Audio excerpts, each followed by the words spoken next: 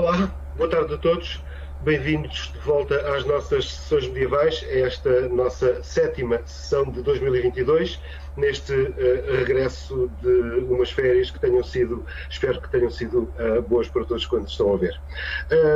Connosco temos para esta iniciativa do Gabinete de Estudos Lusitânenses, que são as sessões medievais, a professora doutora Maria Filomena Andrade, que é licenciada em História pela Faculdade de Letras da Universidade de Lisboa, é mestre e doutora em História Medieval pela Faculdade de Ciências Sociais e Humanas, respectivamente com as teses O Mosteiro de Chelas, uma comunidade feminina na Baixa Idade Média, publicada em 1996 e galardoada, provavelmente ela não se recorda disto, com o Prémio Municipal Augusto Vieira da Silva, e depois com a tese In Obediência, Sine Proprio et in Castitate sub Clausura, a Ordem de Santa Clara em Portugal, dos séculos XIII e XIV, que recebeu o Prémio Almeida Fernandes. É docente da Universidade Aberta, é investigadora integrada do Centro de Estudos de História Religiosa da Universidade Católica Portuguesa e colaboradora do Instituto de Estudos Medievais. É autora de inúmeros trabalhos sobre a mundividência franciscana na sociedade portuguesa medieval, tem trabalhado em vários projetos de inventariação da documentação monástica e tem, como já se percebeu, como áreas de interesse e de especialização, a história religiosa, o monaquismo feminino, a arquivística religiosa e o estudo das mulheres. Para além disso, é uma querida amiga, me dá prazer redobrado de a ter aqui hoje, para nos apresentar então esta sessão intitulada O Mosteiro de Chelas, uma comunidade cristã sempre renovada, e passo a palavra, Filomena. Muito obrigada. Primeiro que tudo, muito boa tarde a todos e a todos. Obrigada por este convite da parte do Instituto de Estudos Lusitânenses, na figura do Miguel e do Manuel também, e queria agradecer porque realmente falar de Chelas é sempre um prazer. É sempre um prazer por duas razões. Primeiro, porque, como já foi dito pelo Miguel, foi o objeto da minha tese de mestrado, e que foi alguma coisa que tive, digamos, como primeira iniciação séria na investigação. Depois, porque realmente Chelas embora penso neste momento, ou acho neste momento um pouco desprezado, é um convento que lança as suas raízes desde os primórdios da ocupação visigótica, romano-visigótica, na Península Ibérica. Portanto, digamos que podemos considerar que será um dos principais, ou dos primeiros institutos religiosos de Lisboa. E por isso mesmo, muitos dos teus documentos, quer escritos, quer materiais, estão hoje realmente desaparecidos, infelizmente, ou estão apenas visíveis de forma truncada. No entanto, tudo isto torna realmente difícil, às vezes, e enigmática a sua compreensão, mas ela é muito importante, não apenas para compreendermos a instituição, mas também e essencialmente para compreendermos a cidade, os seus intervenientes, a forma como interagem com o convento e com o mosteiro, como queiramos, é fundamental para perceber a cidade, e é também fundamental para perceber a própria Igreja Cristã e o próprio cristianismo em toda a Península Ibérica. Assim, vamos começar. Vou começar por, espero, partilhar. Vamos lá ver se bem. Portanto, o PowerPoint, então, está aqui. E, portanto, coloco... Sim. Espero que se veja. Está tudo bem? Sim. Portanto, comecemos, no entanto, pelo fim desta história do mosteiro, para nos apercebermos da realidade que vamos depois analisar e questionar. Assim, quando o decreto da extinção das ordens religiosas, em 34, ao mosteiro feminino de Chelas, tal como era determinado, foi proibido admitir mais noviças e tinha de esperar pela morte da última freira. Por decreto de 2 de outubro de 1862, realizou-se a recolha da documentação do arquivo que deu entrada na Torre do Tombo. O mosteiro foi realmente extinto a 13 de junho de 1878, por morte da última religiosa, Dona Maria Augusta São José, e procedeu-se então à inventariação dos seus bens e ao respectivo processo de solução dos mesmos. Do inventário dos bens imóveis e dos objetos de culto, objetos preciosos, alguns, paramentos, alfaias, telas, objetos profanos, em todos sobressai a riqueza de quem nele habitava. Pois, desde uma imensidade de objetos de prata que estavam ao culto e de paramentaria de seda, temos ainda bustos e telas de grande valor para a época.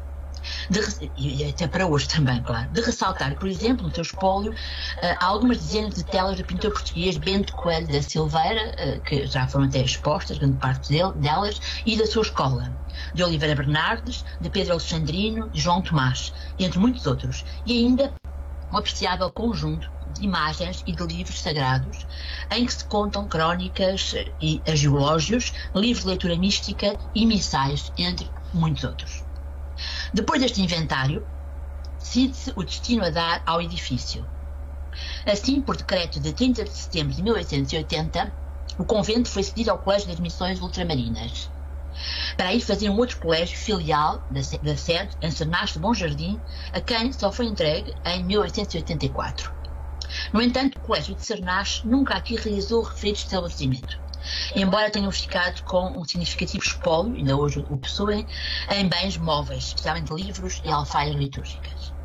Acabou por ser, em 1888, entregue ao Comando-Geral da Artilharia para depósito e guarda de materiais, como paiol de armas. E desde 1898 servia ainda de Arquivo-Geral do Exército.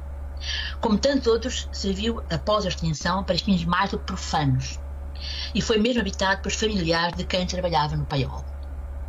O Convento de Chelas foi, entretanto, classificado como Monumento Nacional pelo decreto de 16 de junho de 1910, mas, posteriormente, por um novo decreto de 11 de fevereiro de 1930, foi alterada a área classificada, que ficou reduzida, se assim quisermos dizer, ao Portal Manuelino, que aqui se vê, e à Galileia. A igreja está aberta ao culto, mas a parte classificada pertence ao património militar de Lisboa, cujos utentes são o Arquivo-Geral do Exército e o Arquivo Histórico-Militar, que ocupa todo aquele imenso mall que é a parte conventual. A realização da Expo 98 veio contribuir para uma maior fragmentação de Chelas, com a construção de vias expressas que cortaram o bairro e passaram mesmo à frente do mosteiro, visando, portanto, conectar várias zonas influentes da cidade com o Parque Expo. Assim, a destruição foi ainda maior, mais significativa, retirando mais terreno à envolvente do mosteiro para aí passar uma grande estrada com todas as consequências que isto terá para o edificado, já ele bastante degradado, não é? É este o imóvel que transporta uma história, que vai beber as suas raízes aos tempos mais remotos da história de Lisboa, e são esses tempos que vamos então agora tentar dar alguma luz, de forma a revelar esta identidade, a identidade deste mosteiro que hoje está, podemos dizer, quase ao abandono, e também da identidade da cidade de Lisboa. É assim que, no passado mais remoto, o tempo visigótico e muçulmano, para este período escasseiam as fontes. Há muitas efabulações, mitos em torno deste passado, mas hoje, mercê do desenvolvimento da historiografia, são lidos muitos destes mitos noutro contexto. E face aos silêncios documentais, opta-se por hipóteses, algumas hipóteses construtivas, como costumamos dizer em história, baseadas em conhecimentos complementares, investigando sempre as formas que outros historiadores encontraram em casos paralelos para responder às questões que colocamos. Estamos, pois, cientes de que muitas perguntas vão ficar sem resposta, porque realmente os documentos que possuímos não foram elaborados para essas respostas.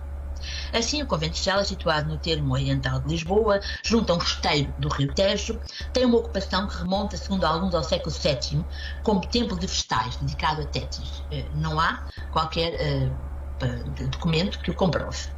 Os vestígios arqueológicos sobreviventes têm sido interpretados como suportando a hipótese de uma tradição de vida monástica, ou pelo menos eclesial, associada às Chelas, que as crónicas ligam ao culto do mártir São Félix, e aqui temos dois exemplos, neste caso monumentais, arqueológicos, não é? Que as crónicas monásticas ligam ao culto de São Mártir, do mártir São Félix, martirizado em Gerona, no ano 30, cujas relíquias remontam aos tempos do rei Ressurgindo, do século VII, e Santo Adrião e Natália, martirizados na atual Turquia, aí cultuados do século IX. Desde que, no decurso da viagem de alguns membros da nobreza, de Afonso III, das Astúrias, a Bizâncio, o conde Gisando Braulis fez escala em Lisboa e terá depositado em Chelas as referidas sagradas relíquias bizantinas.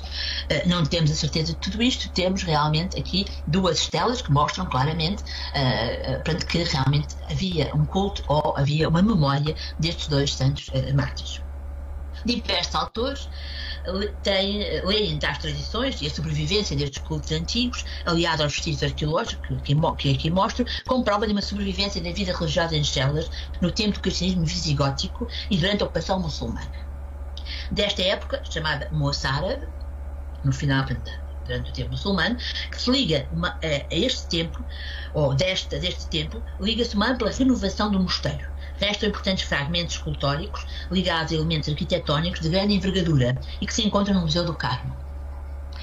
Ora, esta ampla renovação, levada a cabo durante o período muçulmano no convento de Chelas, foi acompanhada por outras obras dentro do perímetro citadino. Sabemos isso está documentado.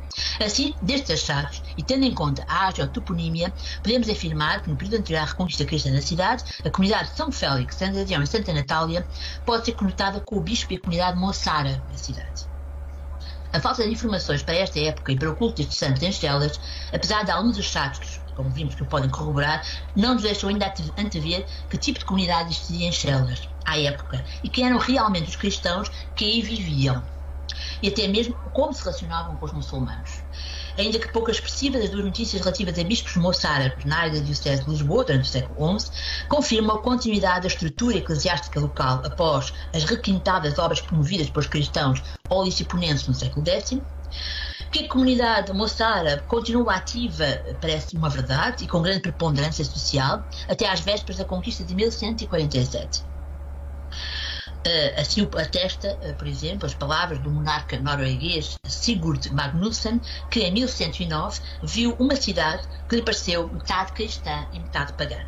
Sobre estas questões que tocam os assuntos referentes ao chamado moçarabismo ou cristianismo visigótico, não quero entrar em polémica, até porque não é a minha área, de estudo, e ainda existe uma nebulosa em torno destas questões. Como diz Paulo de Almeida Fernandes, que é o estudioso desta época para Lisboa e não só, na verdade faltam dados de natureza histórica que contextualizem a obra moçárabe de Chelas para lá das evidências estilísticas dos materiais associados a esse período. Fim de citação. Uma coisa é evidente, há uma ocupação moçárabe de Chelas. Que tipo de ocupação? Essa é a grande questão. Será uma igreja apenas? Será uma comunidade religiosa? Disso pouco se sabe. Há uma ocupação, parece não haver qualquer dúvida sobre isso. Uma ocupação da igreja cristã. O convento terá sido reconstruído, em termos agora nos primeiros tempos cristãos, aqueles que nós conhecemos após a Reconquista. O convento terá sido reconstruído cerca de 1154 por Dom Afonso Henriques, no local da anterior fundação, da tal anterior que falámos, e tê-lo-á entregue aos hospitalários, segundo uns e segundo outros, a Ordem de Santiago.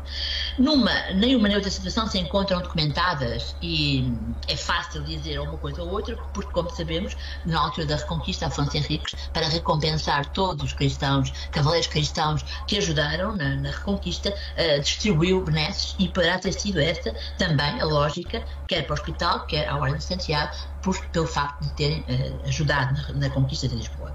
Mas nenhuma nem outra situação estão realmente documentadas. Em 1192, uma doação de Sancho I, esse é o primeiro ato documentado da história do convento, refere uma comunidade de frades. Frei Luís de Sousa diz que são cavaleiros do hospital. Nada nos diz que são cavaleiros do hospital, é apenas na mesma linha da tal dita ocupação anterior. Em 1219, Afonso II confirmou a posse e a existência do mosteiro, mas de novo refere monges. No entanto, Sancho II, já em 1225, concede a sua proteção às Virgens de Chelas com o seu convento. Portanto, digamos que em 1225 é a primeira referência a mulheres virgens, assim dito, o que era normal e usual, porque sabemos que as virgens são, desde os tempos romanos, mulheres que se dedicam ao culto cristão, e portanto, e não só no tempo romano, ao culto pagão, digamos assim, e portanto que viviam em virgindade, em castidade, em obediência, em comunidade. Portanto, é muito possível que assim fosse, né? Assim, Chelas, depois, logo a seguir a esta situação, vai surgir referida como em 1222, que a tal repetição, portanto, em 1221, 1224, 1225, continua a falar de virgens. Em 25 já se refere também donas, refere-se às mulheres que lá estão como donas, e depois, a partir de 72, aparece também a expressão sororas. Portanto, entre virgens, donas e sororas há uma diferença bastante grande que pode corresponder ou não a tipos de comunidades diferentes. Esta forma de nomear as mulheres, portanto, que vivem em comunidade como virgens, pode iniciar o tal Estatuto das Mulheres da Igreja Primitiva, de consagração a Deus e afastamento do mundo. Também a designação de sororas é aplicada a outros mosteiros de cônigas regrantes, a mosteiros de cônigas regrantes, como, por exemplo, o de São João das Donas, em Coimbra. E a de donas será aquela que será a seguinte, que será depois utilizada e que permanecerá mais tempo, portanto, é geralmente atribuído, segundo alguns, a mulheres de um certo estatuto social. Sendo elas virgens, sororas ou donas, correspondendo isto a formas de vida diversa, o certo é que vivem numa comunidade. Aqui já não há qualquer dúvida, a partir dos princípios do século XIII, que há aqui uma comunidade feminina que substituiu a comunidade masculina. Algo que é também comum e que aconteceu em vários mosteiros, nomeadamente, portanto, um dos mais conhecidos, e que deu alguma celeuma, que neste momento ainda é bastante discutido, como é o caso do Lourvão. Mas não é o único, não é? Há vários casos em que mosteiros femininos substituem mosteiros masculinos. Põe-se também põe a hipótese de ter existido aquilo que se chama uma comunidade dúplice, logo nos inícios. Não é muito possível que assim seja, e não é muito possível que assim seja porque, já vou falar um pouco mais disso, mas não é muito possível que assim seja porque as comunidades dúplices são próprias do monarquismo pré-beneditino e que com a beneditização dos costumes praticamente desaparecem essas comunidades. E para que essas comunidades fosse uma comunidade desse género, teria que haver uma estrutura masculina ao lado de uma estrutura feminina, e não é isso que nos parece. O que me parece é que de início há um grupo de homens, de frades, e que depois há uma substituição. Já sabemos porquê. Regressando às células, e à sua primeira comunidade, então, no que respeita à sua organização, já agora, a partir de 28, surge documentada a primeira prioresa, Dona Justa Rabaldes, à frente da comunidade, e que nela ficará até pelo menos 1236. Ela é filha de um cônego de Coimbra e terá sido o mosteiro feminino de São João das Donas, o tal São João das Donas, junto a Santa Cruz. Para este mosteiro, restaurado pouco depois de 1147, como nós já falamos. A ela seguir-se-ão com prioresas da comunidade Teresa Fagundes e Maria Lourenço.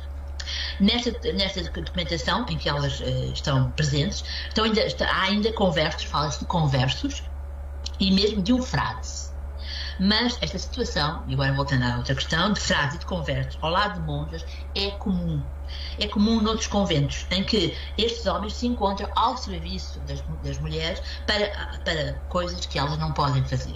Nomeadamente muitos daqueles homens que trabalham no campo, por exemplo, e ofícios que são necessários para a sustentação e para a vivência da comunidade e que implicam um contacto mais pormenorizado, mais próximo com o exterior. E, portanto, há muitos destes homens, frades, conversos, que vivem realmente junto ao mosteiro, até no interior, muitas vezes, desse mesmo mosteiro, e que estão ao serviço destas mulheres.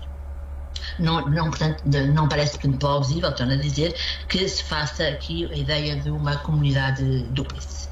Assim, entre 1219 e 1225, entraram no mosteiro mulheres, que possivelmente substituiu a tal comunidade masculina pré-existente, correspondendo esta fase, desta substituição, a uma ação do Bispo de Lisboa, Dom Soeiro, que terá feito uma reforma do edificado. Portanto, conjuntamente com esta reforma do edificado, terá feito também a reforma, a passagem de masculino para o feminino. A pergunta que todos nós podemos colocar, porquê, não tem realmente a resposta. Pode ser que um dia tenha. Em 1234, um breve do Papa Gregório IX confirma às sororas ou donas de celas a regra de Santo Agostinho, bem como uma espécie de constituições, que não se conhecem também, colocando-as sob a vigilância do Bispo de Lisboa. E aqui começa um ciclo que parece, durante muito tempo, se pensou que não teria fim da dependência direta do Bispo de Lisboa. No entanto, em 59, uma doação de Domingas Rodrigues das Celas referia-se às freiras de Celas como da Ordem de São Domingos. E aqui entra um primeiro fator que começa a destabilizar a questão. Porquê agora, não é? Um outro documento confirma a dependência do mosteiro em relação aos frades dominicanos de Lisboa. Ou seja, de um momento para o outro, parece que se introduziu aqui um elemento que põe em questão tudo aquilo que estava definido. Sabemos, e isso ajuda, sabemos duas coisas. Sabemos que a regra de Santo Agostinho era também usada, portanto, pelos dominicanos, portanto não há aqui uma mudança de regra. Parece sim haver uma mudança de controlo, digamos assim, de dependência, passando do Bispo de Lisboa para os dominicanos. Sabemos que esta fase é a fase em que Frei Soeiro Gomes, que é o grande apóstolo, digamos, dos dominicanos em Portugal, terá andado por ali, e ele inclusive esteve em Chelas, sabemos isso por um testemunho, e terá tentado e conseguido que, vamos ver, algumas destas mulheres, ou pelo menos o convento, na maioria, neste caso a prioresa, tenha adotado, ou tenha dito, ou tenha ficado na dependência deles, dos dominicanos. Uma coisa é certa, mesmo durante o período que vamos ver, em que elas estão realmente sob a dependência dos dominicanos, não há qualquer dúvida, elas nunca são aceitas em qualquer capítulo dominicano. Portanto, isso é uma coisa que já foi verificada, portanto, para dizer que realmente o que dizem, nomeadamente Frei Luís de Sousa e não só, portanto, repetindo que o convento foi dominicano, sim, ou seja, ele pode ter estado há alguns anos na dependência dos dominicanos, mas nunca foi aceito, e era preciso que o fosse, para ser de direito um convento dominicano, era preciso que o fosse, nunca foi aceito no capítulo dominicano, dos dominicanos. Portanto, acrescenta-se ainda a esta situação, um facto curioso, que depende agora com os testemunhos de diversos documentos, que são frades pregadores presentes, a partir de 80, 85, 93. Em 85 é o período dos dominicanos de Lisboa, Frei Pedro, que testemunha um contrato no interior do mosteiro. Em 93 é o próprio Frei Soeiro Gomes que o faz. Este que será o futuro provincial da Ordem, não é? E o grande apóstolo dos dominicanos em Portugal, e que, portanto, esteve presente, não há qualquer dúvida. Parece, pois, que as freiras de Chelas terão ficado sob a jurisdição dos pregadores dos finais dos anos 50 aos finais dos 90 do século XIII. Esta é outra realidade que já não podemos ignorar. A confirmar esta realidade e a importância desta presença aqui, pouco antes de 1290, 87, 88, não se sabe ao certo, mas sabemos que duas freiras de Chelas foram chamadas para o renovado mosteiro das Donas de Santarém. Um mosteiro que, a partir de um conjunto de mulheres beatas, digamos, empregadas e beatas em Santarém, formam um convento dominicano. Este sim, o primeiro convento dominicano do país, que é em Santarém. E o que poderá justificar a necessidade de a comunidade escalabitana ratificar em 98 a sua sujeição à Ordem dos Pregadores. Ou seja, em 92 esta comunidade pede e é aceite na Ordem dos Pregadores, esta comunidade de Santarém, e alguns dizem, não sabemos, que um grande grupo, além destas duas, terá havido um grupo fiel aos dominicanos que terá ido para São Domingos das Donas, e outro que não quis, ficou em Chelas. E ficou em Chelas na dependência do bispo. Não é? Portanto, porquê que isto se dá? Ou seja, em que contexto é que isto se dá? Nós não sabemos, o que é certo é, temos que dizer que não sabemos.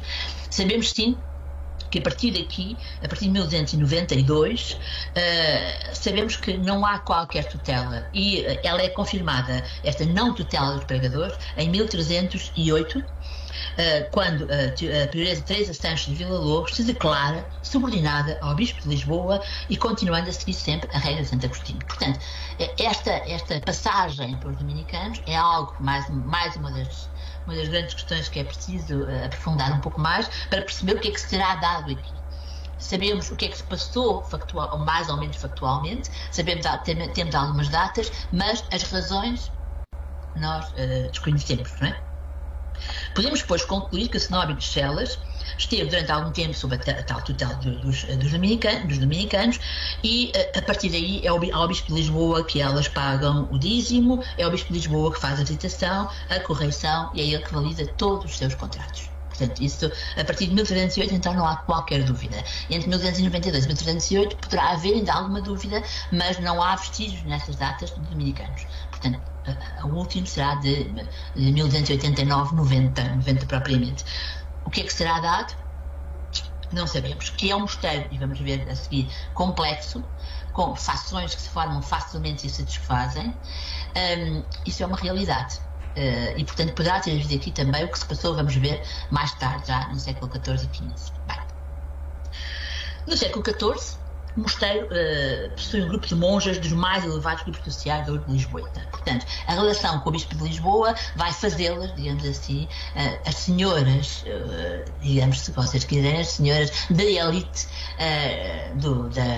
da Igreja, se podemos dizer, de Lisboa, mas também da nobreza e da burguesia de Lisboa.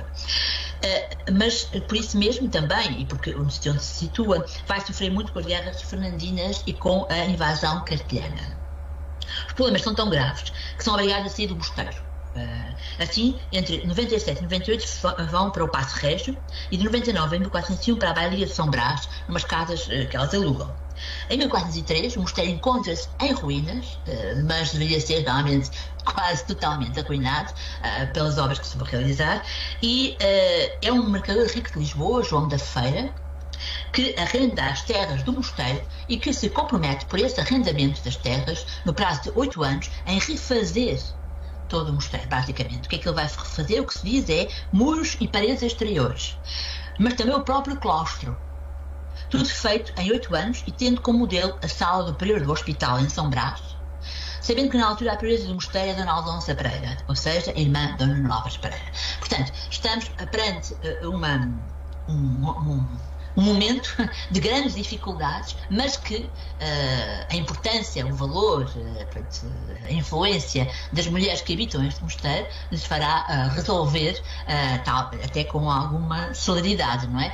Não sei muito bem, isso quem estuda obras poderá até melhor perceber que eu, como é que no espaço de 8 anos, não é, se consegue fazer tudo isto e com os rendimentos das terras, o que significa que os rendimentos das terras que João da Feira recebe, que não é nenhum benfeitor, obviamente, serão muitos, não é? Muitas terras e muitos bens e muitas rendas para no fundo reconstruir o mosteiro. A ideia que dá é que é uma reconstrução, porque diz-se mesmo de muros, paredes exteriores e do próprio claustro. Não se fala aqui da igreja, mas possivelmente a igreja também estaria numa situação difícil. Aqui não se fala da igreja realmente, é a única de que não se fala. Mas este caso acaba por ter repercussões no próprio convento. Ou seja, esta crise toda, esta situação toda de um bocadinho sui generis, porque quando elas estão quer na bailia, quer é engraçado, quer no castelo ou no paço, os documentos que nós temos dessa fase são documentos muito interessantes, porque geralmente, por exemplo, a prioreza nem está. Se é a Aldonça nunca está. Onde é que ela está? Não se sabe. Outras vezes diz que está doente e não aparece para fazer o contrato. Umas dizem que ela não está doente realmente, mas que não lhe interessa. Ou seja, durante este período terá havido realmente no interior da própria comunidade, além da crise económica, financeira e da crise económica e financeira, essencialmente patrimonial, há também uma crise da própria comunidade, não é? Isso não há qualquer dúvida. E assim, o que é que vai acontecer? O que vai acontecer é que há uma luta constante e vai haver duas muito fortes entre dois grupos de freiras. Um liderado pela referida abadesa, Aldonça Pereira, que se encontra muito ausente do mosteiro, mesmo depois de superar a crise anteriormente referida, e o outro grupo, que se queixa para Roma, com o apoio da superioresa, Inês Fernandes Coutinho, outro nome sonante, não é? Dos Coutinho, e liderada, portanto, que se queixa para Roma, e esta outra facção, embora apoiada por uma Coutinho, é liderada por uma Messia Pereira. A contenda vai prolongar-se entre estes dois grupos, portanto, uma contenda forte, que na documentação é bastante visível, prolonga-se até 1430 sem se saber como termina. Mas logo a seguir outros conflitos estalam, possivelmente no seguimento do anterior. Neste caso vai opor outras duas, Leonor Vaz de Castelo Branco uma Castelo Branco e outra Maria Afonso Alvernaz. Portanto, quem conhece Lisboa sabe que estamos aqui no topo da hierarquia, digamos assim, de governança e de liderança de Lisboa. Estas duas mulheres, o que está em causa de novo, como na outra, era o priorado, é quem mandava, não é? Este conflito é dirimido pelo Bispo de Lisboa, como devia ser, Dom Pedro de Noronha, que escolhe ainda uma outra freira para resolver, Brígida Renel, para ser a regedora do mosteiro. Renel, outra importante mulher ligada, portanto, aos renéis, aos cartógrafos da corte, etc. Esta contenda parece terminada com a eleição de Maria Afonso Alvernaz em 39. No entanto, reacende-se, e será só o monarca Afonso V, em 1440, isto é, são décadas, né, a terminar definitivamente com ela, dando a Leonor Vaz de Castelo Branco a missionar prioridades de Chelas. Não é por acaso que esta mulher, Leonor Vaz de Castelo Branco, vai também ser uma das grandes herdeiras de uma fortuna que se conhece bem, e cujo testamento é conhecido e é realmente uma das mulheres que vai ficar com um vastíssimo património. Todos estes conflitos são conflitos realmente pelo priorato, ou seja, pelo poder, mas têm por detrás, esta luta pelo poder, não há dúvida alguma que tem por detrás o poder económico, até político, se vocês quiserem, destas mulheres que lideram, que querem liderar, querem ficar à frente da comunidade. E vocês vão ver também porquê. Vamos ver porquê que isto é tão importante assim, não é? Que autonomia têm estas mulheres na liderança. No período moderno, só para dar assim uma vaga ideia, porque não é a minha área, mas para termos alguma ideia de como é que as coisas evoluem, no período moderno, várias são as intervenções conhecidas, bem como alguns dos aspectos da sua vida social. Sempre habitado e dirigido por senhores da nobreza ou da burguesia nobilitada de Lisboa, o mosteiro vai sofrer campanhas de obras. Em 1904, por exemplo, a reforma da Dona Luísa de Noronha, outro nome sonante, é nessa altura que se descobrem aqueles vestígios que eu vos mostrei e outros do mosteiro. No século XVIII, obviamente, com o terremoto fica parcialmente destruída. A igreja depois acaba por ser parcialmente reconstruída, aproveitando apenas a fachada e enriquecida com capela, talhas e muitos quadros e imagens valiosas. Vamos ver porquê. O ensino no século XIX destruiu a igreja quase por completo e da sua anterior riqueza pouco restou. Quem vai, isto é, já foram, ou se não foram, se têm curiosidade de ir às áreas das Chelas e veem uma igreja despida, nua, quase a cair, e realmente tem uma coisa que resta, foi aquilo que restou dos tempos anteriores. A última reconstrução, desapareceu tudo, não é? Dela não resta nada. No que respeita à presença de senhores da nobreza, e aqui é o que importa bastante, o caso talvez mais conhecido é o da Marquesa da Lorna, que em conjunto com sua mãe e irmã é encerrada em Chelas, às ordens do Marquês de Pombal, e passa 18 anos da sua vida. Mas, como ela, muitas outras senhoras viviam neste mosteiro. E vamos ver já que característica é esta. Desculpa lá. Passar. Portanto, o que é que acontece? Pelo facto de, especialmente a partir de Trento, no século XVI, portanto, este mosteiro ser habitado por muitas outras mulheres que não as monjas. Vamos já ver isso. Vamos ver isso porque vamos então passar a ver como é que se desenrola a vida no interior das comunidades, que é uma vida social de comunidade, não é? Como vimos, em traços largos, é turbulenta a história. Os reis dão-lhe privilégios, colocam a comunidade sob a sua proteção. Os bispos de Lisboa mostram o seu intento de manter sobre elas a sua jurisdição, muitas vezes entrando em conflito para sobre elas fazerem pender tributos, dízimos de que se consideram isentas. São Vicente Fora vai por várias vezes quer pedir ou quer levar a que Chelas lhes pague dízimos, dizendo que muitas daquelas mulheres de Chelas são mulheres que partiram ali de São Vicente, e sei que já houve um colega meu, o professor João Luís Fontes, que falou de muitas dessas mulheres que viviam em torno de São Vicente, muitas delas vão realmente para Chelas. E portanto São Vicente sempre achou que teria algum controle sobre Chelas, até porque São Vicente é de Cónegos Fernandes de Santo Agostinho e tem junto ao seu lado, portanto, o mosteiro de Cónegas, que é São Miguel, não é? Como já vos disse. E, portanto, aquelas são mais umas Cónegas para os quais São Vicente quer também ter alguma autonomia ou quer ter alguma jurisdição, coisa que elas sempre rejeitam, e para isso servem-se do bispo. Ou seja, vamos para se defender. Mas são cá muitas famílias de elite lisboeta e escalabitana também, bem como a nobreza de corte, que, à medida que Lisboa se vai desenvolvendo, tornando-se uma capital macrocéfala, não é? Onde o rei aí permanece, colocam aí as suas filhas e sobrinhas, dando a este cenóbio uma visibilidade acrescida. Os conventos femininos, até Trento, que é aqueles que eu estudei, viviam alguns, como é o caso de Chelas, com muita liberdade. Pois as freiras dispunham dos seus bens, como próprios, conservando o seu nome de família, bem como as suas ligações ao mundo. Eram servidas por criadas e elas próprias educavam crianças, suas familiares e parentes próximas. Isto mesmo depois da bula Periculoso, 1296, Papa Bonifácio, que diz que todos os conventos devem viver sob clausura. Chelas e muitos outros conventos, já mais antigos, como é o caso de Chelas e também muitos beneditinos e cistercienses, nunca levaram muito a sério esta questão e realmente não viviam sob clausura. É evidente que havia havia limites, mas a relação com o mundo é totalmente presente, está totalmente presente nestas mulheres, como vos digo, que conservam inclusivamente o nome, não é, de família. Com Trento, e a partir de Trento, o que acontece é que em Trento a legislação tridentina não considera a existência de chamados conventos abertos, ou seja, considera que todos os conventos estão sob clausura, e é para eles que Trento legisla, omitindo por completo, não falando, não considerando a existência de conventos como Chelas. Para eles, para Trento, todos os conventos são de clausura. É evidente que o que vai acontecer é que há realmente, a partir do século XVI, um fechamento, se quisermos dizer, maior, uma clausura um pouco apertada, pronto, em relação a estes conventos. Mas, no caso de Chelas, como nós sabemos, há dois tipos de clausura, não é? E os dois tipos de clausura são a interna e a externa. Ou seja, a clausura significa que as senhoras não podiam sair, não é, do convento, mas também, ao mesmo tempo, a clausura significa que ninguém pode entrar no convento. Portanto, a interna e a externa. O que é que acontece com Chelas? Se cumpre mais ou menos, ou um pouco mais, a chamada cláusula interna, ou seja, elas não saem, têm os seus homens de mão para o fazer, não é? Mas a clausura externa, ou seja, a entrada de pessoas alheias à comunidade dentro, essa desaparece, essa não existe em Chelas.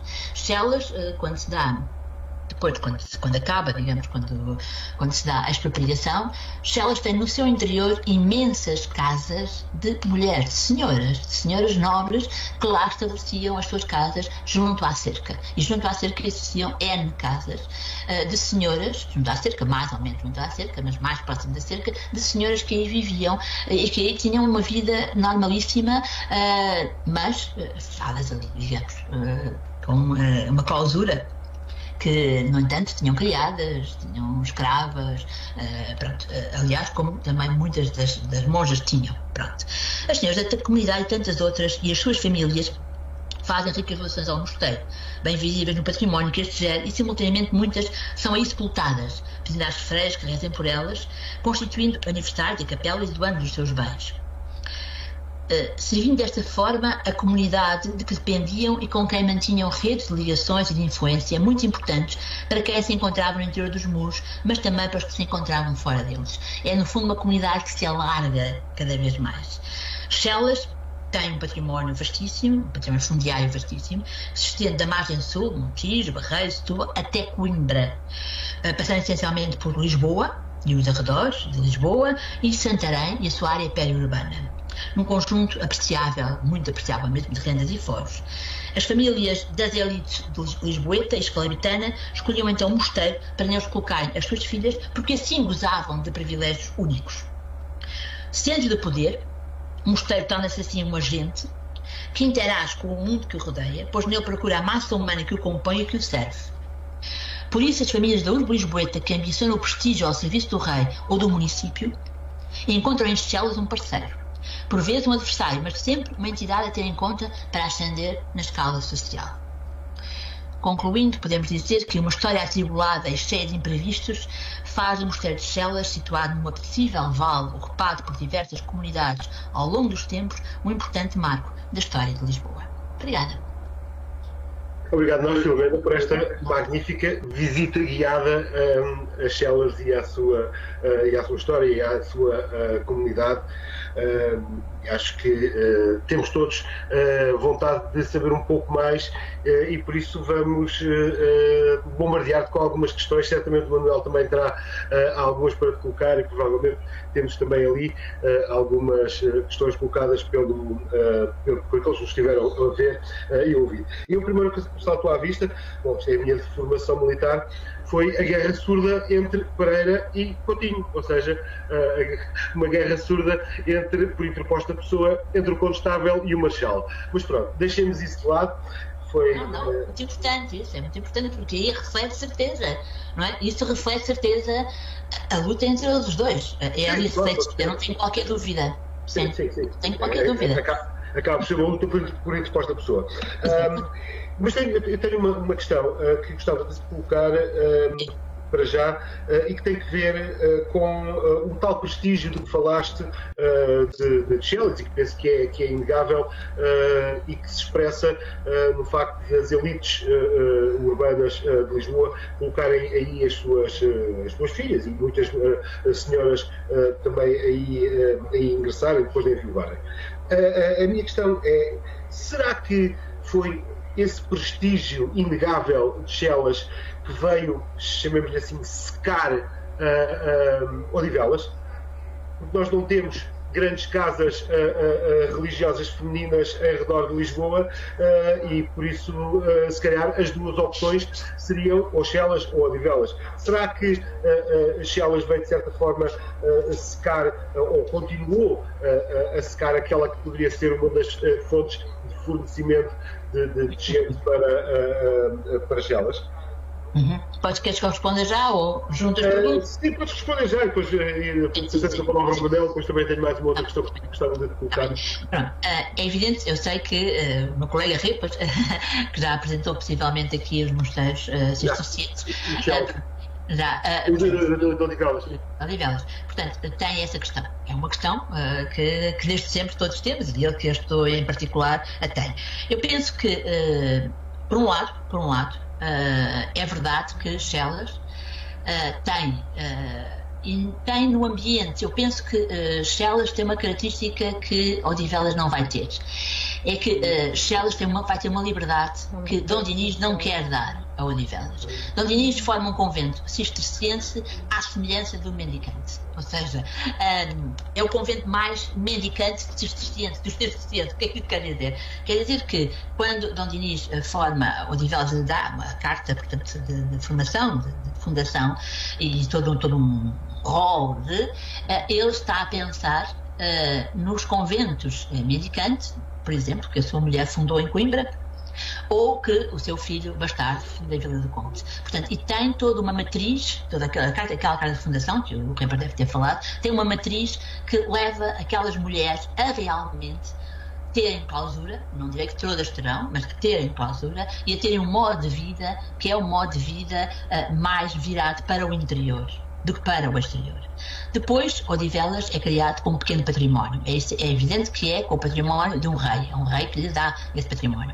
Quando Odivelas é criado, Chelas já tem o bem, não sei, era bom ver, mas seria triplo ou quádruplo de património. Tem as redes de influência muito fortes em Lisboa. Vimos pelos nomes, que basta 3 ou 4 e vê-se logo de quem é que estamos a falar, não é? De quem não é de uns quaisquer, não é? E isso faz com que, possivelmente, concordo contigo, ela continue a ser muito mais apetecível do que é o Odivelas. Por um lado, como digo, pelo regimento mais rígido que ele tem e que os Chelas não têm, é evidente. Por outro lado, até pela proteção que o Bispo de Lisboa dá ao Mosteiro de Chelas, e Dom Dinis também, portanto, também a dá. Pronto. E por outro lado, porque já existe toda uma rede de influências, toda uma rede de poder que Chelas já, no século XIV, tem perfeitamente estabelecida, não é? E, portanto, não quero dizer isto porque eu defendo um bocado, há uma coisa que já discutia várias vezes também com o Luís. O que eu acho é que estas famílias nobres têm uma tendência grande a colocar as suas filhas não apenas num convento, mas em vários. Para quê? Para poder ter para se estenderem como polvos por várias regiões e por várias influências, por várias alianças. No entanto, entre Chelas, um convento, como vos digo, que está com imenso poder, embora com dificuldades internas, mas com imenso poder, onde estão as principais famílias do reino, está ali. Coimbra, que é depois o outro polo, que também surge nesta altura, não é? Quer dizer, nesta altura de Odivelas, e que tem, se não tem as principais, tem todas também. Odivelas é um parente pobre, surge como um parente pobre, embora de criação régia, é verdade, mas já não tem o mesmo potencial, nem de poder económico, nem de redes de influência que os outros já têm estabelecidas, não é? Em Coimbra é a influência da rainha, não é? Que estabelece todas essas redes, não é? À partida. Dinis não vai fazer isso à partida, antes pelo contrário, não é? Parece querer um convento pobre, que se mantenha pobre, fechado e pobre. E é isso que ele vai ter. Realmente é isso que vai acontecer, embora pronto, elas também cresçam, não é? Mas pronto, mas não como Chelas. E Chelas realmente acaba por ser, concordo contigo, tal como Coimbra, acabam por ser, digamos que, rivais, se quer, neste recrutamento. Sim. concordo que sim. Obrigado. Manuel, eu atropelei-te há bocado, Manuel. Não há problema. Boa tarde a todos os que nos veem e queria agradecer à professora Filomena Andrade a sua presença e esta muito interessante comunicação que nos traz sobre células. E queria dizer que quando fiz a minha tese há relativamente pouco tempo, ou conforme a perspectiva, células infelizmente ficou fora da minha tese. E ficou de fora por um motivo muito prático e muito evidente, que é a questão geográfica. O Mosteiro de Células fica já na zona periurbana e fica fora da cidade, e aquilo que eu estudei foi a cidade. No entanto, a documentação de Células ajudou-me imenso a perceber Lisboa, e isto leva-me à questão do património documental vastíssimo que o Mosteiro de Células tem. Realmente é uma coisa impressionante. Quem estuda Lisboa percebe imediatamente isso, mas quem não estuda, temos que dizer, temos que sempre explicar que realmente só através só olhando para a documentação de Células se percebe que aquilo era simplesmente uma das casas monásticas mais importantes de Lisboa, não há dúvida nenhuma. E o património, este património documental é obviamente o espelho de um património real e concreto, urbano, que a professora Filomena Andrade acabou de falar e descrever muito rapidamente, e que é uma coisa impressionante. Esta documentação, eu fui ver agora aqui rapidamente, começa no século XII. Sim. Começa no século XII, é uma coisa impressionante. Isto faz-me agora passar aqui para uma pergunta, que é... Este património gigantesco está ligado, obviamente, às elites de Lisboa, não há dúvida nenhuma. Estando ligado, e sabendo nós agora, eu vou fazer uma coisa um bocadinho delicada, que é por uma pergunta que não tem resposta, praticamente. Mas eu acho que é importante promover esta questão, que é... Portanto, este património gigantesco começa muito cedo, que nós vemos na documentação muito cedo, que está obviamente ligado às elites de Lisboa. Isto é uma questão. Por outro lado, sabemos com muita dificuldade que antes mesmo da conquista da cidade já existiria qualquer coisa em Células. Obviamente que isto faz-nos, dá muita vontade de relacionar as duas coisas e de supor, colocar a questão de supor que todo este património, portanto, não é todo este património, mas portanto, parte deste património, ou se as raízes, é melhor pôr a questão desta forma, se as raízes de todo este vastíssimo património que vem, obviamente, das elites lisboetas, não será mesmo uma coisa anterior à conquista de Lisboa. Não é? Que todo este processo de formação patrimonial não será prévio à conquista de Lisboa em 1947. É claro que isto é quase difícil, é impossível de responder com certeza. Mas eu percebo o que quer dizer, porque é assim, o período anterior, nós sabemos para já pouco, não só sobre o período, como sobre o moçarabismo. Exatamente. Começa por aí. A primeira grande questão que já alguns colocam é mosteiro, mas há mosteiros moçárabes de mulheres?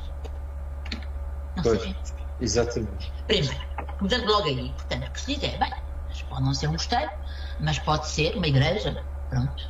Mas será uma igreja, as outras nós conhecemos, não é? Ao caminho, conhecemos, sabemos que era igreja moçárabe. Porque é que aquela diz-se uma comunidade, fala-se em comunidade, mas vão lá ser depositados os santos, não é? Portanto, se isso é verdade, se lá foram depositados os santos, então ali estamos a falar possivelmente de uma grande igreja, pelo menos, não é? Porque são logo três mártires importantes da época, não é? Portanto, que segundo alguns até fala-se deles ao lado de São Vicente. Portanto, se é assim, quer dizer, então os Células era de uma importância para o moçarabismo, e como dizes, e bem, para o moçarabismo da época muito grande, ou seja, em Células já haveria uma igreja, uma comunidade de cristãos que tinham poder, não só tinham poder, como tinham principalmente bens, terras, importância. Sim. Nós inclinamos para isso. O problema é que nos faltam as bases para dizer que sim.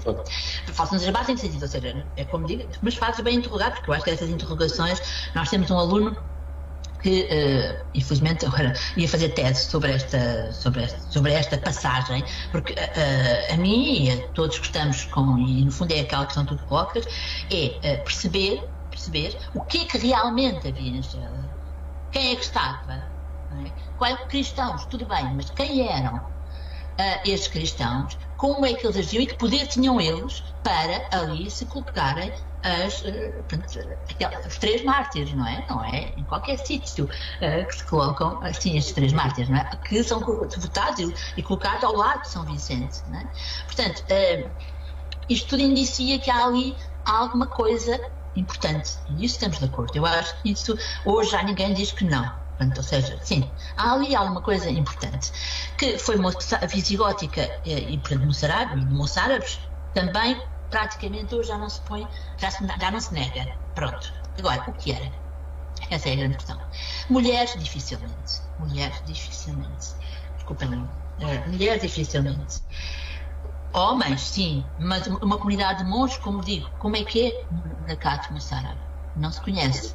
O que o rapaz, esse colega, ia fazer, que agora a tese ficou em stand-by, era precisamente olhar para o moçarabismo, porque é preciso conhecermos bem o moçarabismo, de onde ele vem, como é e como é que se instala. Nós em Portugal somos pouquíssimo, não é? É o Paulo que tem dado, nessa lufa-lufa de procurar, mas quer dizer, mas em Portugal temos que ver outros exemplos, não é? E podia ser precisamente uma igreja, um santuário até. Há quem fala em santuário. E porquê que falam em santuário? Porque estava tão longínqua. Porquê tão longe? Essa é outra questão. Uma coisa de tal importância está tão longe do centro. Porquê? Para fugir. Mas nós sabemos que há igrejas moçárabes, quer dizer, ali no centro de Lisboa. E porquê aquela ali tão longe, não é? Seria um santuário que se pretendia, que existia ali, ou uma comunidade, pronto, mas uma comunidade importante, para onde vão 3 mártires, não é? Com bens, possivelmente sim, até porque é uma zona, como tu disseste também, fértil, não é? É um vale extremamente fértil, é onde hoje estão todas aquelas hortas comunitárias, não é? Que nós vemos da cidade de Lisboa, é aquela zona ali, não é? Tinha um mosteiro, frente ao mosteiro passava um esteiro do rio. Elas comunicavam por esse esteiro com Santarém. O esteiro era navegável até Santarém e vinham barcas por ali. Portanto, eles ali estão numa situação mais que privilegiada. E, portanto, concordo contigo, uma situação destas, não é? É porque existia alguma coisa de importante, não é? Não é propriamente. Agora, propriedade, sim, especialmente também. Agora, para isso é preciso saber como viviam os moçárabes em Lisboa, que privilégios tinham, não é?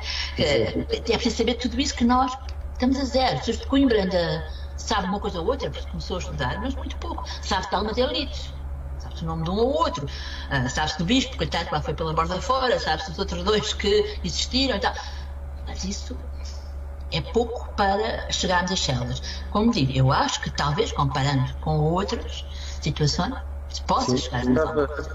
Estava aqui a pensar em 2 casos interessantes que talvez possam ajudar. Que um é o caso do chamado Mosteiro do Corvo, perto de Sagres, portanto, no Cabo de São Vicente. Porque esse nós sabemos, pelo menos até é a própria documentação muçulmana que nos diz que existia lá uma comunidade que tinha propriedades, vastas propriedades Portanto, é uma. Eu não estou a dizer. Não, mas pode ser mais. É uma evidência que esse tipo de coisas existiam, pelo menos. E é uma fonte que não tem nada a ver com as outras fontes, pronto, e suspeita. E depois é o caso de Santos. O caso de Santos do outro lado do rio, que parece ter alguns paralelismos muito interessantes, não é? Santos era preciso voltar a olhar.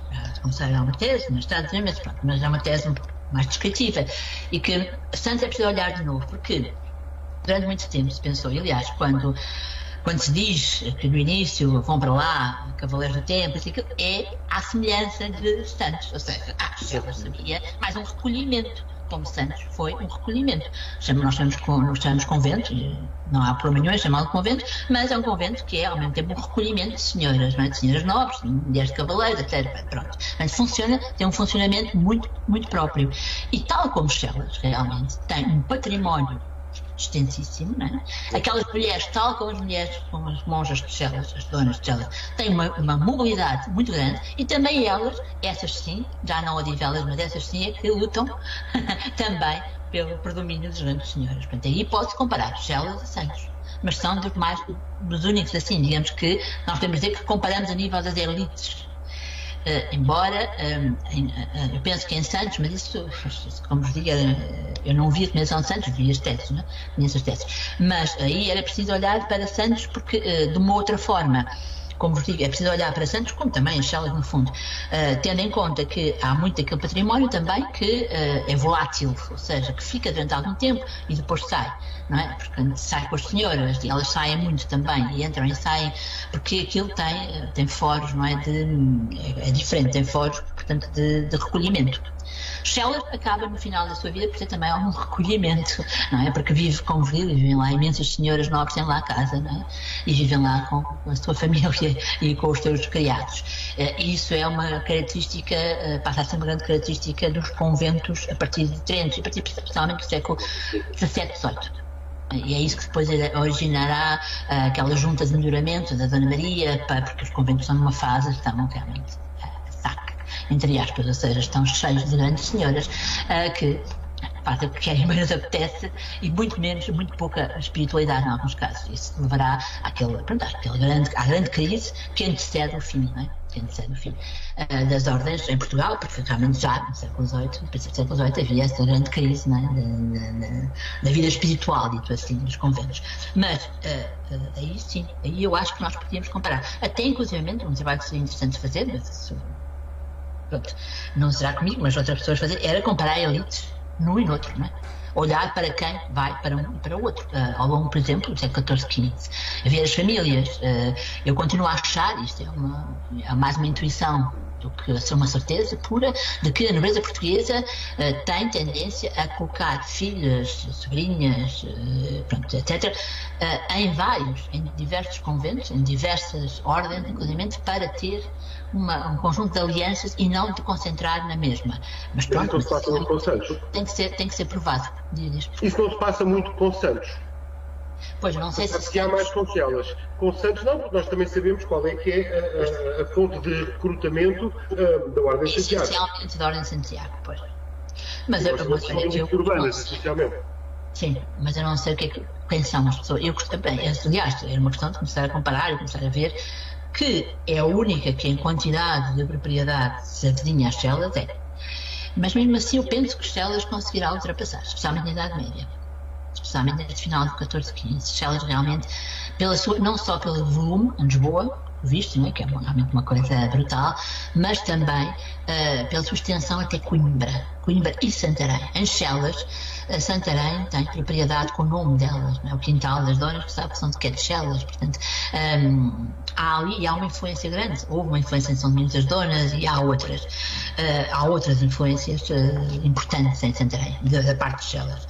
Depois, há uma outra característica que Manuela percebeu-se, com certeza, e quem veja a documentação apercebe-se, é que como muita da propriedade chega às mãos através de doações, embora não se possa, e através de heranças, embora não se possa, elas conseguem que isso aconteça, mesmo depois de Dom Dinis, e quando Dom Dinis tem privilégios para isso, não é? E conseguem, vem com elas a documentação, às vezes não apenas o bem que elas têm, mas toda a documentação daquela família. E, portanto, por exemplo, estes Castelo Branco são Castelo Branco de Lisboa, não é de Castelo Branco, como vocês sabem, são de Castelo Branco de Lisboa, têm em Chelas uma quantidade imensa de documentação, desde o testamento do pai e depois delas, e bem, uma coisa que se pode constituir ali como o património da família, praticamente está quase todo ali. Haverá outros sítios onde tem, mas ali, e isto, Chelas está cheio destas famílias que têm, no fundo, património que vai ali parar, não é? Porque, como nós sabemos, isso também já, pronto, a distribuição da propriedade não é cognática, ou seja, não é o filho maior varão que fica, contudo, e muito menos, nem é muitas vezes o filho varão, em pleno século XV, que fica com a honra. Há casos, aqui por exemplo, há um caso interessante de um filho varão que vai ter que negociar com o convento para ficar com a cabeça da honra, porque tinha ficado em partilha já à freira. Como? Foi assim. E, portanto, estão a ver que estas partilhas, elas ficam sempre, elas, à medida que vão entrando, elas entram no convento, levarão um dote, não se sabe, mas em princípio sim, levarão. Depois elas vão continuar a receber bens, continuam permanentemente a receber bens. Isso é uma realidade. E o mosteiro tem essa particularidade de o dizer, porque a renda foi tal terra que foi de não sei quem. Então, faz um regulamento de bens que foi de. Possivelmente esses bens não foram do tal dote, mas foram daquilo que ela foi recebendo em vida. Ou antes, pelo contrário, terá sido dote. Não sabemos. Sabemos que, em alguns casos, é claro, é sempre dito. Bens que foram de fulano tal. Bens que foram. E ela não é viva já. Não é? É interessante essa distinção que para o mosteiro existe. Nós não sabemos, aliás, pressupomos que uma parte seja a do dote e outra parte aquela que vai sendo acrescentada à medida que a freira vai recebendo bens da família. Vai herdando, embora não podendo, pelas leis de desamortização, mas conseguindo herdar. Isso é uma realidade. Não sei se temos aqui algumas questões colocadas pelo público. Há aqui uma questão do Marco, na verdade. Pois já está respondida. Pois, exato, já falámos nisto, mas só para transmitir o que ele disse. Gostaria de perguntar à professora Filomena Andrade se existe documentação para o período moçárabe que de algum modo nos elucide sobre as relações entre o poder muçulmano de Lisboa e as instituições cristãs existentes. Não, o que existe é o que nós sabemos dentro do Paulo Almeida Fernandes e é arqueológica, não é? Fontes arqueológicas. Que, pronto, dizem alguma coisa, mas não nos dizem o suficiente. Pode ser que ainda se possa vir a descobrir, se possa ainda não sei. Mas, por exemplo, o que tu disseste, Manuel, eu sabia desse convento, não sabia que, por exemplo, se falava de uma comunidade. Isso, por exemplo, é uma coisa importante. Não é nada despiciente. Eu tenho essa ideia. Se falar de uma realidade, estás a ver, que pode ser realmente contraposta e dita, olha, então se há ali, porque não ali? É uma hipótese que se pode perfeitamente colocar, concordo perfeitamente contigo. Não dizer uma comunidade feminina, eu não ia nunca por aí. Penso que não. Mas a comunidade masculina, não sei porque não. Ou então uma igreja, um santuário. Tipo de comunidade. Pronto, isso é o tipo de comunidade, é outra coisa. E que tem bens, isso também tem lógica, porque a situação de Chelas é uma situação de gosto patrimonial. Sabe? Ela está num sítio riquíssimo de Lisboa. Não tem nada a ver com o lado urbano e aquele lado mais seco. Bem, os dominicanos também estão num sítio com água a mais, mas pronto, outro sítio não tem nada a ver com. É a zona de Chelas, de Chabregas, é a zona das hortas, é a zona, pronto, rica. Não é? Mas a zona de implantação do convento só beneficia disso em termos da cerca. Depois, a localização do património é que vai ditar maior ou menor rendimento. Mas certamente Chelas tem uma cerca bastante vasta que beneficia dessa localização. Tinha certeza, porque nós temos imensos hortelãos que vão ali, pronto, aquilo ali era tudo deles, não tem qualquer dúvida. Não se fala nunca, fala-se em muros da cerca, mas não se diz para onde é que ela passa. Não se diz. Mas só o facto de ter um mosteiro do rio à frente, que ainda por cima é navegável, estão a ver, só uma situação destas. É tentador pensar nisso, pelo menos. Mas é navegável para Santarém, um celeiro, quer dizer, é uma coisa única, e é uma escolha, e concordo, uma escolha para uma comunidade, não é? Que possa realmente até torná-la uma coisa viva, não é? Que possa aproveitá-la. Uma comunidade grande, uma comunidade com valor, com importância, parece-me. Porque a vida do tempo romano ser um templo desvestado, assim, acho que já estamos longe demais, não é? Agora, cristão moçar, acho que isso. Bem, não, isto é por causa das virgens, como se diz virgens, não é? E as vestais, virgens bem das vestais e tal. Mas aí eu acho que já, não sei, porque também. Não há nada.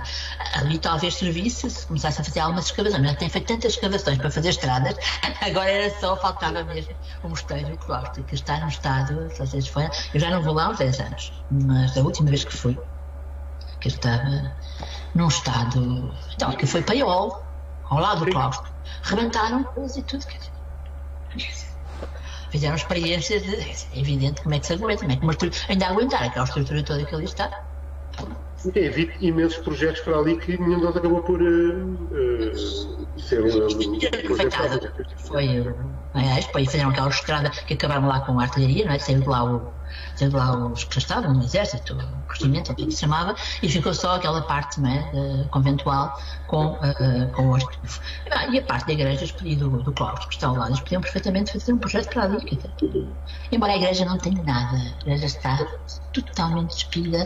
Eu lembro de um coro alto quase a cair, onde na altura o senhor padre tinha posto uma cortina e lá por baixo fazia as questões de catequese, pronto, também não tem nada a ver com isso, mas que realmente estava, e o claustro todo. O exército fez para lá umas obras, também não foram as melhores, pronto, aquilo realmente estava muito em estado. Não sei como é que estará agora, mas penso que estará pior ainda, porque as obras devem ter destruturado tudo, quer dizer, o edifício daqueles, a parte do melhor não está. Não está, de certeza. Pois já não vou lá há um tempo, mas até pensava ter lá ido até esta semana e não consegui. para vos dizer como é que estava. Bom, eu vou passar a palavra ao Manuel para ele fazer o encerramento da nossa sessão. Já estamos, também começámos um pouco mais tarde. Da minha parte, quero te agradecer mais uma vez por esta conferência. Que valeu a pena. Manuel, passo a palavra agora.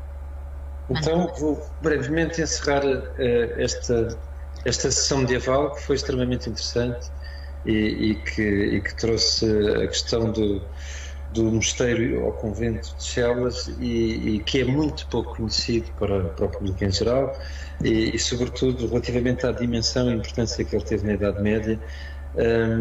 E é um sítio, e que agora abordou-se o tema que se abordou um pouco agora no fim, eu acho que é importante reter, que é a questão patrimonial e o estado em que se encontra o mosteiro, que é lastimável, e realmente parece que Lisboa tem património a mais, tem tanto património que até alguns que até nos esquecemos de algum tempo.